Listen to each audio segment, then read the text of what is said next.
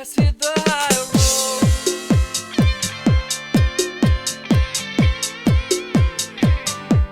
Let's hit the high road.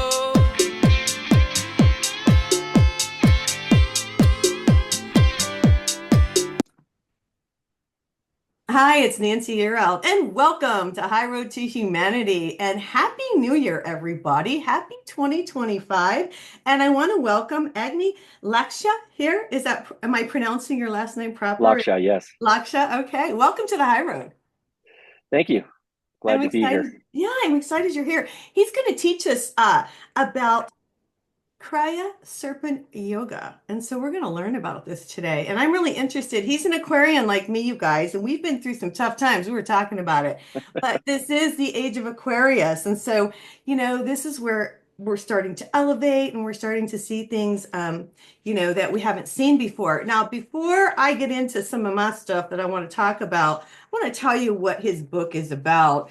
The Kriya Serpent Yoga blends Buddhism, Kriya Yoga, Kriya Serpent Yoga, Zen, and esoteric knowledge and techniques. It provides an overall practice to lead to personal enlightenment, awakening them to the truth, or awakening you guys to the truth of our reality and our existence. So it's a way of connecting. And talking about connecting, I want to thank everybody who picked up my book, A Guide to Angel Communication and Spiritual Law. This came out December 1st. It's published by Collective Inc., 6 books. And this is also about connecting. It's really interesting how all the Aquarians, I teach how to connect to God, how to connect to Earth, and how to connect to your guardian angel. So, yeah, thanks to everybody who picked it up and all the wonderful reviews, by the way, that people have put up on Amazon. Thank you. And just sent to me. And if you haven't picked it up yet, it's available at Barnes& and Noble, at Amazon, or your favorite bookstore. So check that out. Hey, I want to talk really quickly about the drones. And you feel, free to join in. I'm in Connecticut. So I just want to mention that this has been going on for a while here. And my daughter lives like 10 minutes from me, and she's been watching these and filming them for a while. And now she's painting them. And she's painting their energy. And they're all different colors. Now, what we have are orbs, and we also have drones. Now, I have my feeling on what the orbs are, and I have feelings on what the drones are. So I'm going to kind of tell you my feeling because I haven't done that yet. But I also want to talk about the fog that has rolled in different spots. And so, and I'm not going to spend a ton of time on it because we want to talk to Agni about his book, but I want to let you guys know that I've seen all these orbs around my house. They're here every day. I've seen the drones, and I feel like the orbs are here protecting the earth and that the drones are observing. That's what I feel on this. Agni, what do you feel on this if you want to put yourself out there? Yeah, it's a really interesting thing. We're not seeing them out here, and so we feel a bit disconnected from that. Mhm. But I'm a big follower of Dr. Stephen Greer, Okay. and he was talking to someone who we could call an insider, supposedly in the know, and they were attaching these drones to the Space Force, which It's I found possible. kind of Yeah, Yeah, I found no. really interesting because, of course, we have a lot of the Space Force, located here in Colorado Springs. Yeah. And so I found that quite fascinating. Yeah. Um, because we don't seem to be getting any clear indication on, what type of drones these are, I find that really fascinating because I did drones for quite a while, and we would know exactly what type these things are based on the descriptions. And I've yet to see anyone, at least in the news media, that has told us what exactly they are. Right. And, because normally, let me give an example. Normally, CNN might come up and say, okay, well, here are the types of drones that fit this size, right? Because Yeah. we've heard all sorts of sizes from like 5 to 8 feet. And that's rather large. That's Mm-hmm. expensive. And that is not, just a hobbyist, right? Mm-hmm. And Mm-hmm. I think that's what I find so fascinating is that we're not getting any real clear picture Right. on that kind of information. And that would lead me to believe that it's probably government. Well, I yeah. have no knowledge of that, but Yeah. that just kind of leads me in that direction. Yeah, no, I'm with you. I'm going to take it a step further. So now we had the drones, we've had the spheres, they change color, but then for the last few days we've had fog. And what I feel intuitively, it's interesting that you said the Space Force, because I think this is what I feel that there's a lot going on up there. We do have a war going on right now between good and evil. And I think it's happening and they don't want us to see it. Because why across how many different states, if you're on TikTok, it's really interesting. People are watching all the different states across the whole United States. There's fog. And then there's things that are coming out of the sky now. So we also have this material. It's like a white, looks like a plastic material that has come out of the sky. Especially they've seen it in Florida. So anyway, that's what I think. I think we've got a war going on and they just don't want the people to see it. And that's why the fog is coming across. That's what I feel about That's this. really interesting to, yeah, I Yeah. can tell you from my perspective and things that I've learned, there is definitely more going on than most people are ever going to be aware of. I know. And I will take at least this approach. There can be a lot of misinformation given to us by those who do know, and that's not necessarily a bad thing. We have to keep in mind that our world isn't exactly completely prepared for the truth of all reality at this point. Mhm, And mhm. so I tend to fall on the side. I have been military before. I tend to fall on the side of, yeah, caution is probably, the best approach. We don't need people panicking. We don't need war of the worlds, as it were. But I Yeah, think but there's a lot going on, and I've tried to at least drizzle some of it out in my blog, yeah. childzero.com, to Okay. at least give people a beginning understanding that there is much more. And Yeah. then I also mentioned Dr. Stephen Greer, and he is a great resource for this kind of stuff. He has been very much involved in the Disclosure Project, where we're trying to get disclosure of a lot of information of outer space Yeah, exactly. into Well, our and world. yeah, no, and I just want to interject that I believe that they're not giving us enough credit. People, there's a lot of people that are awake and well aware and know and are watching this and not all, and I feel like they don't give humanity enough credit. But anyway, No, I agree. There is some truth yeah, in that. It's interesting yeah. when I had a UFO experience, first Did one in you my life back in tell us? October. Okay. Yeah, and it happened. It was two nights in a single week, and I've been interested in the subject for a long time, but I Yeah. had never seen a UFO. And I'm actually an amateur astronomer, so I have watched the night sky a lot, and I've seen everything: satellites, space station. Um, I've seen iridium flares, which are really interesting. Those are specific to the iridium satellites. And so I'm very familiar with the night sky. Well, this was something completely different. The first night, it was a flash, a very bright flash. Hmm. And I thought, well, it must be an iridium flare. And, that's just basically the solar panel catching the sunlight just perfectly, and it reflects that light down to you. And I've seen a lot of those. So that was my first thought. And Hmm. then it traveled a little further and it did it again. And I was like, well, that's unusual because you don't usually see them do it twice Hmm. that quickly. And then the third time, it had actually reversed direction and came directly, almost directly over my position. Hmm. And when it finally lit up, it wasn't just a flash, it lit up for about a minute. And it looked like two white discs with like a black center in between them. And if I had to guess, I'd put it around 10,000 feet up. Yeah. And it just sat there. It didn't even move. It just lit up, sat there, and then disappeared. And I didn't see anything else. The second night, it was like 2 or 3 days later, same thing. I'm usually out with my dogs at night. Yeah. And so they were doing their business, and I'm looking at the sky as I always do. And this one, in this about the same position as the first flash I'd seen the night before, it basically flashed again and then went off. And originally, I first thought it was probably an airplane. And then it flashed again a little bit further, but there was no red, no blue, just white. Yeah.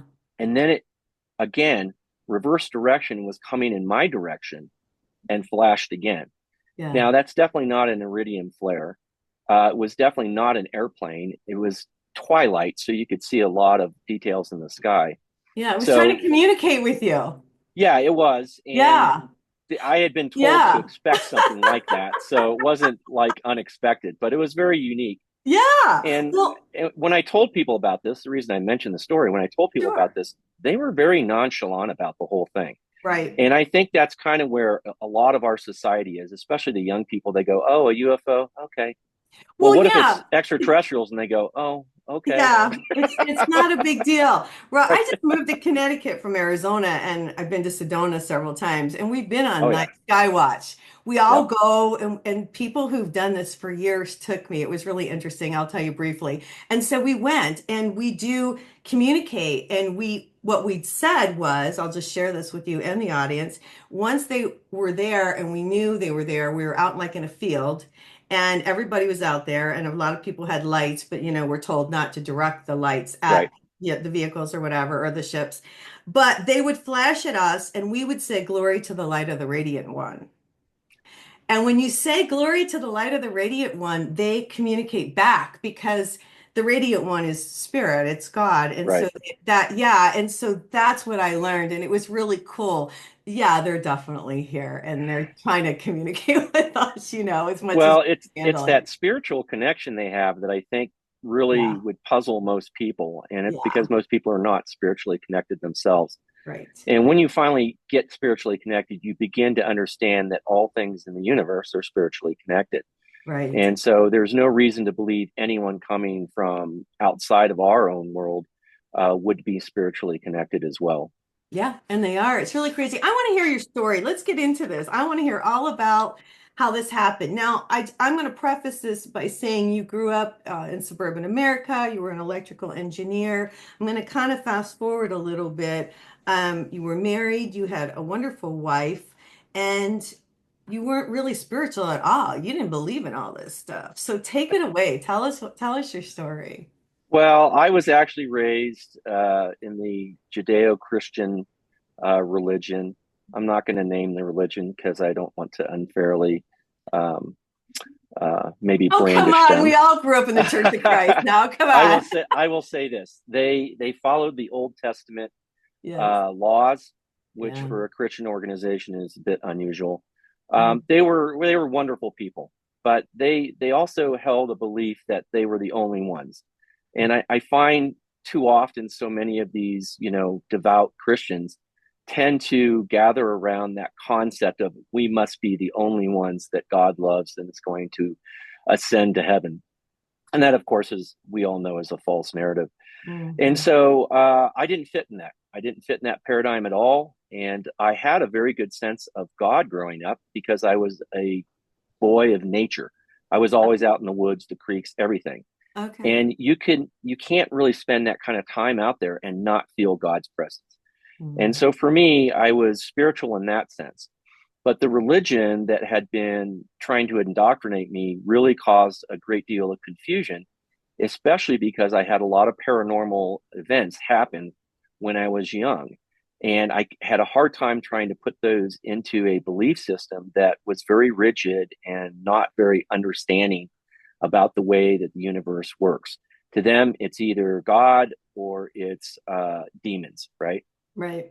And that's not always the situation.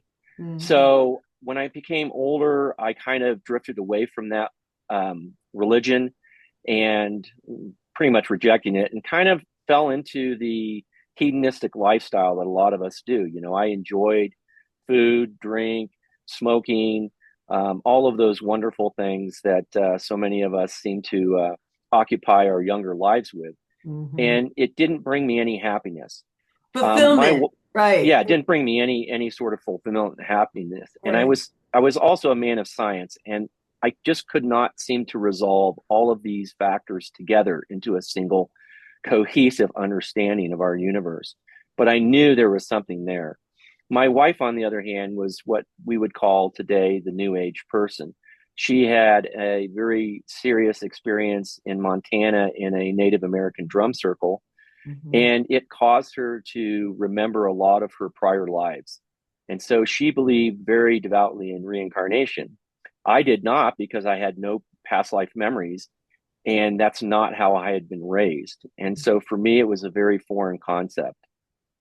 After she passed away, she basically visited me a few months later, and I was watching a show about Steve Jobs, and he was a devout Buddhist.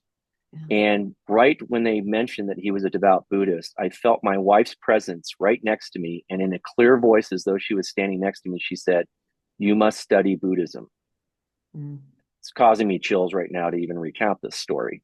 Wow. And I did. I started down the Buddhist path. And what was interesting is it felt like something I already knew. And I realized that this was something I had been connected with before, and was relearning it in this incarnation. And that kind of brought me on an interesting journey up the spiritual path. She always told me that I was an indigo child, and that I was here to cause change in the world. Wow. That's what she told me. Okay. And at the time, I was like, "Oh yeah, okay," you know, yeah, Sure. didn't really believe it, but okay.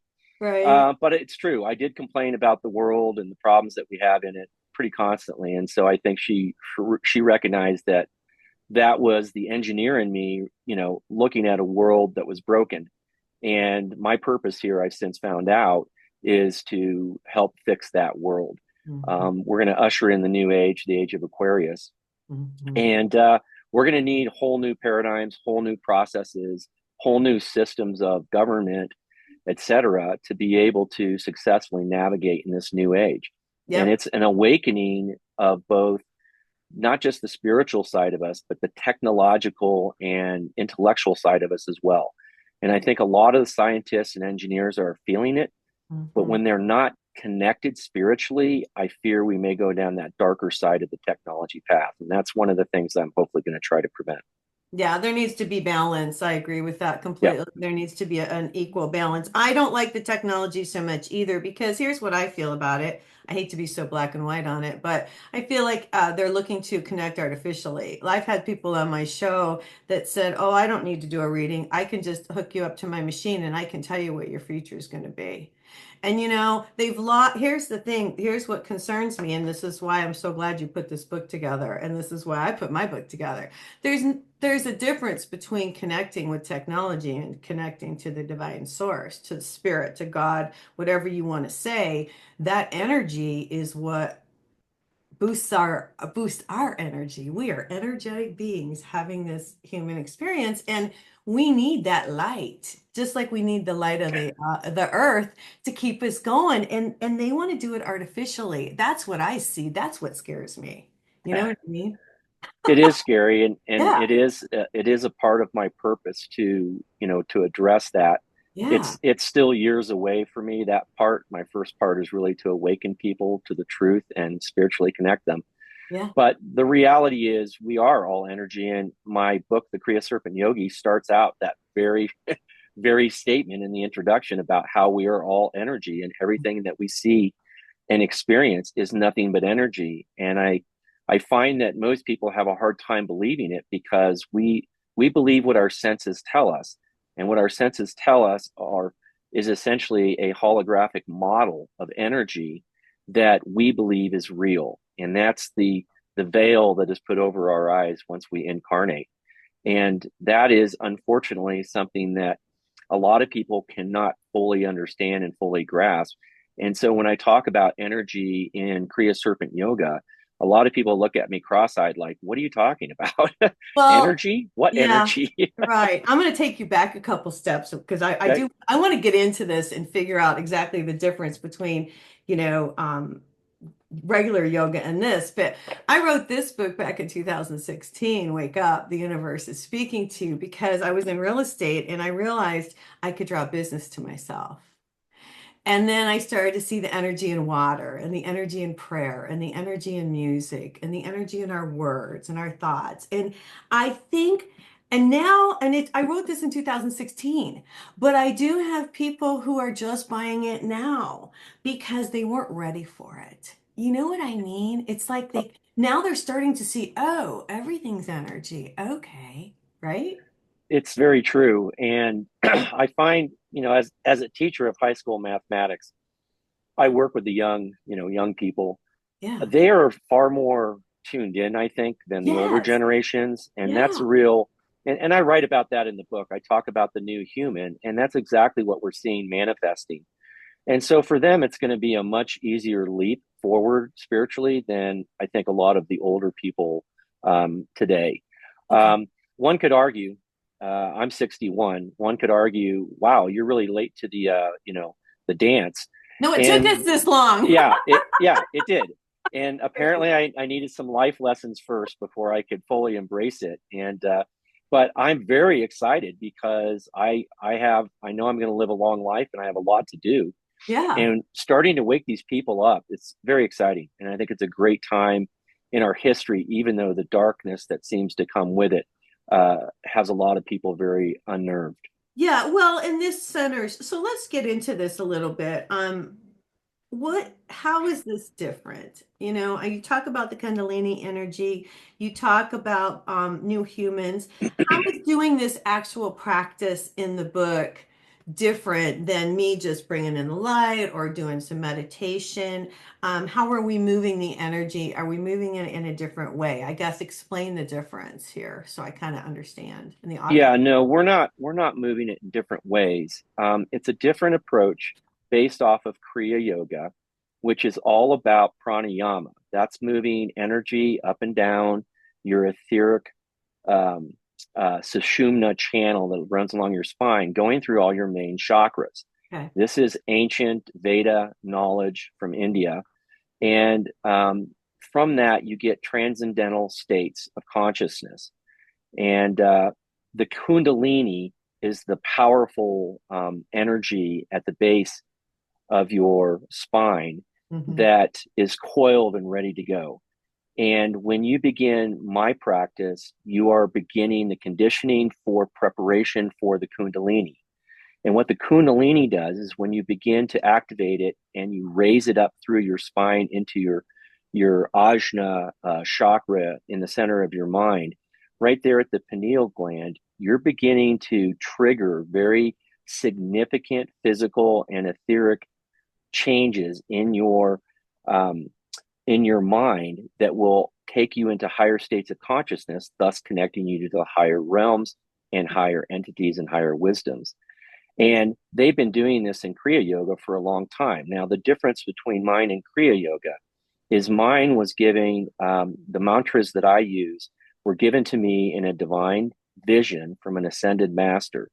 And his whole purpose for giving it to me was we need to speed up the awakening process.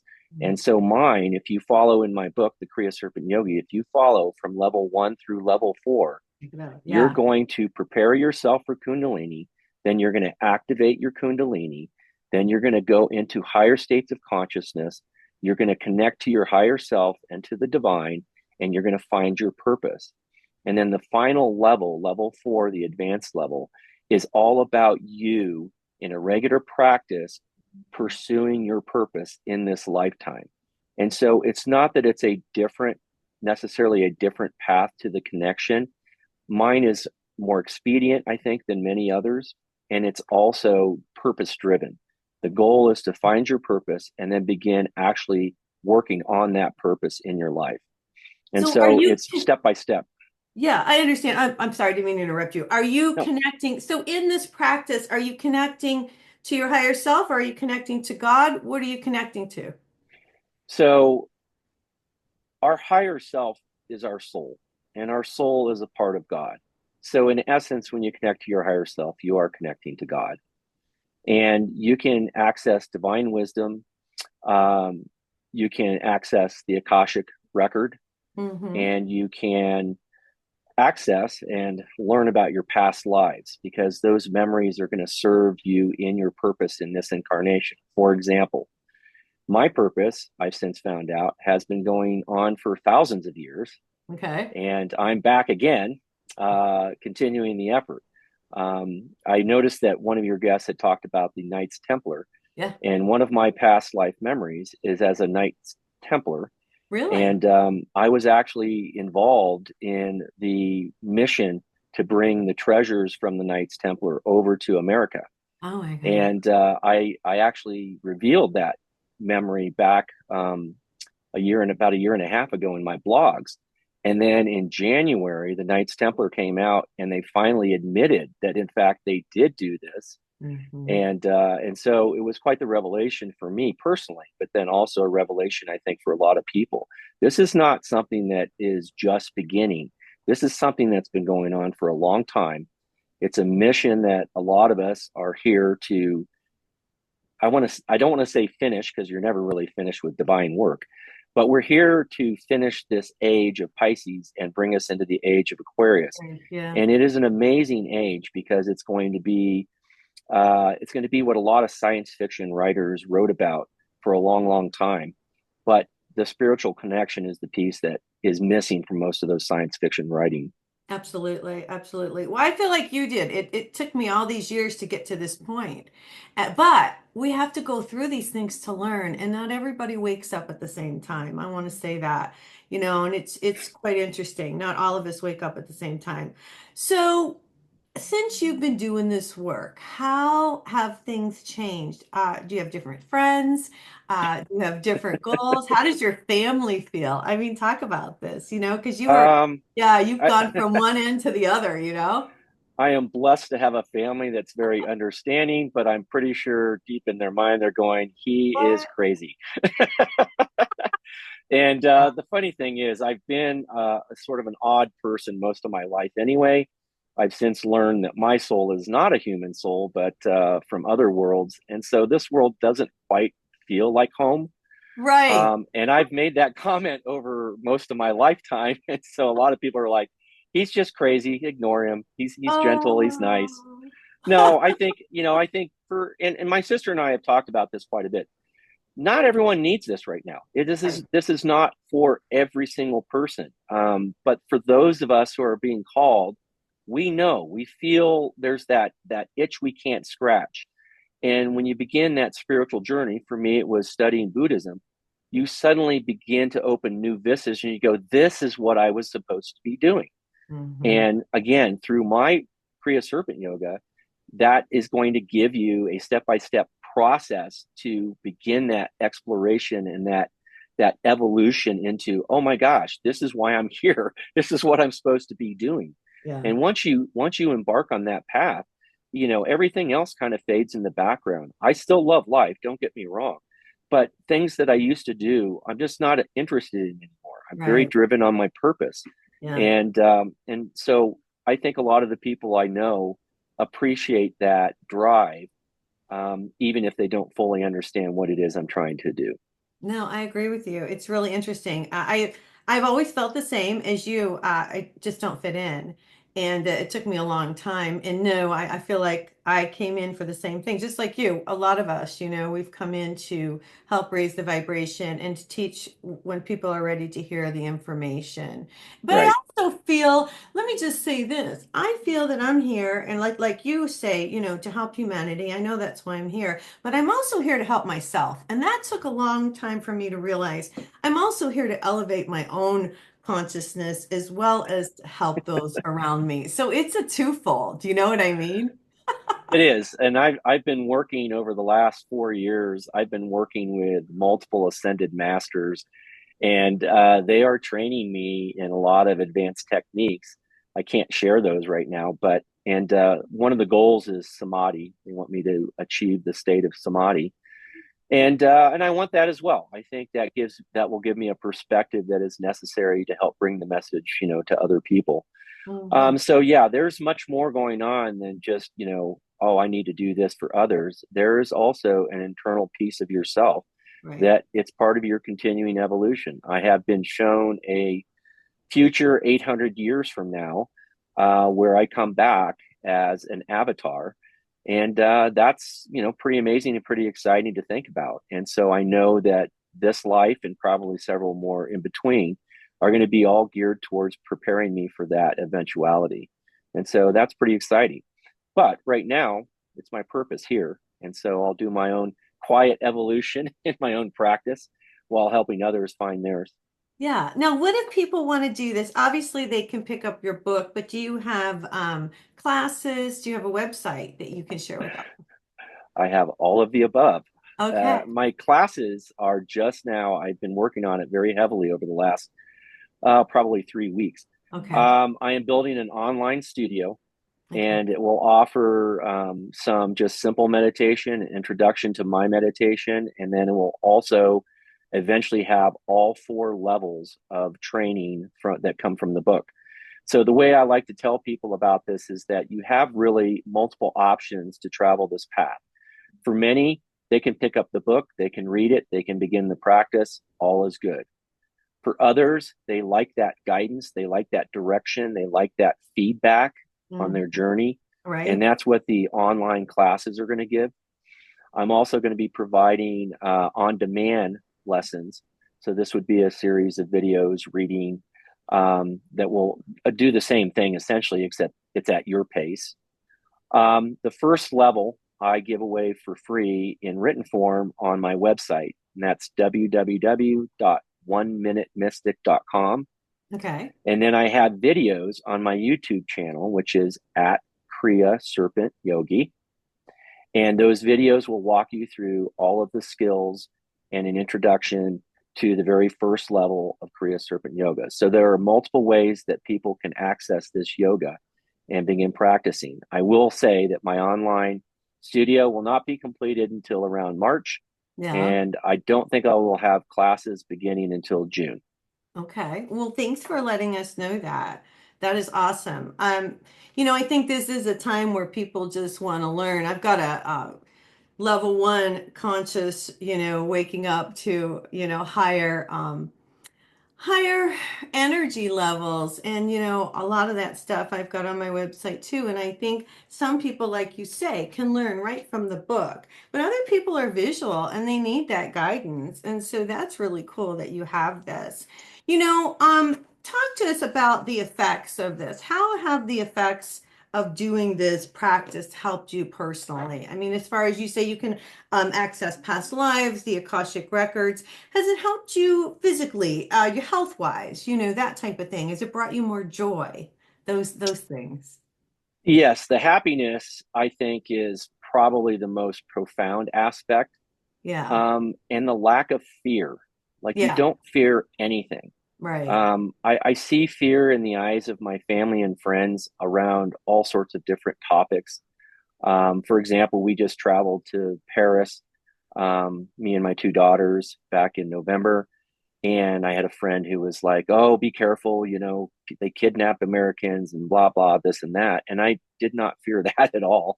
Yeah. And it's because, once you walk in the divine spirit, once you walk in that divine light, there is a certain amount of protection that's inherent in that. Hmm. And not only that, the fear that is eliminated is when you begin to see all of the illusions that our Right. world is made up of. Right. And you understand reincarnation, you understand your soul spirit is eternal. All of these things basically liberate you from the lies and the illusions that we live through in each incarnation. Yeah. And I'm not saying that those lies and illusions aren't necessary, because in many ways they are. They help our evolution spiritually. But at some point, they're going to interfere with our purpose. And if we're here for a purpose, we need to eliminate those things. Right. The other thing is, as far as my health, yeah, I have very good health. And I also have exercise regimen that I do. And I also play pickleball and golf. Oh, So I try cool. to do a lot of different things to keep my health up. Yeah. But I think I feel energy constantly.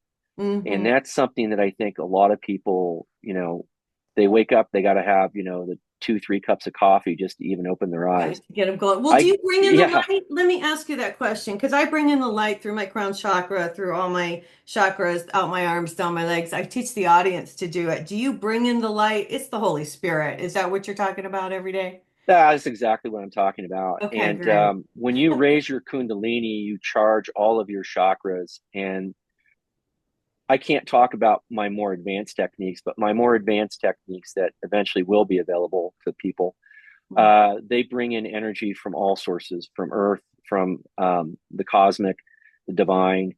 And when you tune up all your chakras through Kundalini, you essentially are becoming an antenna for all of the different energies. Yeah. And you feel them constantly. And in your meditation, you can draw them in any way you have. And it's just like, to me, it is like I'm ready to start each day. Yeah. No, I'm with you. It's That's how such an I feel. energetic Yeah. injection that you just Yeah. are like, hey, let's go. Oh, yeah, I know it's 4 a.m., but I'm I ready. am Let's with do it. you. I am with you. Well, and it's true. Just I brought in the light, gosh, I don't know for how many years now, and really start doing it. I think a lot of times it's whether you have a death, a lot of times in the family, or a loss of a job. For me, it was divorce. And I had always, been practicing, but I was doing it more and more. But the more you do it, the more aware you are and the more balanced you are, whether you're doing yoga or just connecting with God, however you do it. Everybody connects in a different way. But you're right, you feel more centered, balanced, and you can watch all the craziness go on, but you're not fearful. You feel the love. It's love. It's the love energy, really, isn't it? That we It bring. is. Yeah. Yeah, it is. And it's something that not just keeps you going, but it, like I said, it brings an inherent protection to you. Yeah. And one of the other aspects that I like is just the absolute clarity. There's no fuzziness, there's no questions, no doubts about things. And Yeah. that's something I think few people have. One of the fears I have with our technology is that it's turning people away from everything, and they are just becoming mindless zombies as they flip through their phone. And I watch it in the younger generation at school all the time, and it's very frustrating as a teacher, but it's also frustrating as a spiritual leader because, from my perspective, they are purposely tuning out all of those different energies. They're Mhm. tuning out life, and they're training their brain to pay attention to something in such a small amount of time. Because I watch them flip through the videos, literally 5 seconds. They can't stay on it longer than 5 seconds. Mhm. And they don't understand the psychological impact of doing that. And it is literally making them blind to the energy of the spirit, the energy of life itself. And that's the real fear with technology. Maybe on purpose, huh? Yeah, that would be, I think, most of our assumptions. Maybe on purpose. Well, I'm really glad you put this together, you guys. It's called the Kriya Serpent Yoga, how to transform ordinary people into extraordinary humans. And it's just been a pleasure. What do you want to leave us with today? I'm going to leave people with this comment, especially the Judeo Christian listeners. Okay. My blog in December was basically the second coming of Christ, Mm. and it basically capitalizes off of the master yogi Paramahansa Yogananda's book, The Second Coming of Christ. And basically, it's all about Christ consciousness. And we call that connecting to the divine. They called it Christ consciousness. And people for a long time have been asking, oh, Jesus is coming, Jesus is coming. He is, but he's not coming in the way that most people think. He's coming through our consciousness. Mhm. And it's us raising ourselves to that Christ consciousness that's essentially the second coming of Christ. And it's happening right now. Yeah. And if you're watching this show and you're not connected, it's time to get connected. Yeah. Get And I'm connected. All right. and while I prefer people to connect through my yoga, it is not, as you pointed out, the only way that you can do that.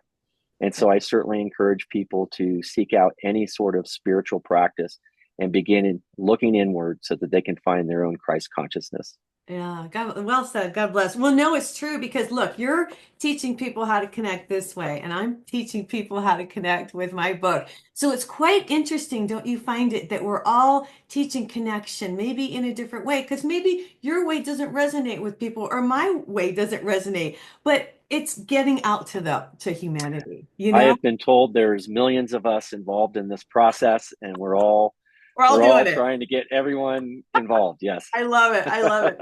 All right, guys, we're getting out of here for today. It was a pleasure. Thanks for coming on the show. You guys, I'm going to get out of here. I wish everybody a happy, joyful, and a prosperous 2025, and God bless.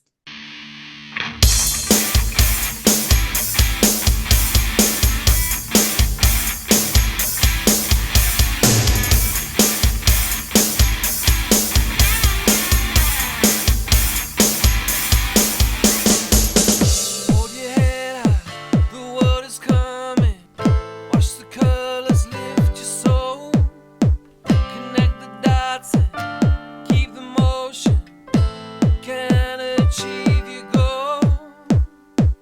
Let's hit the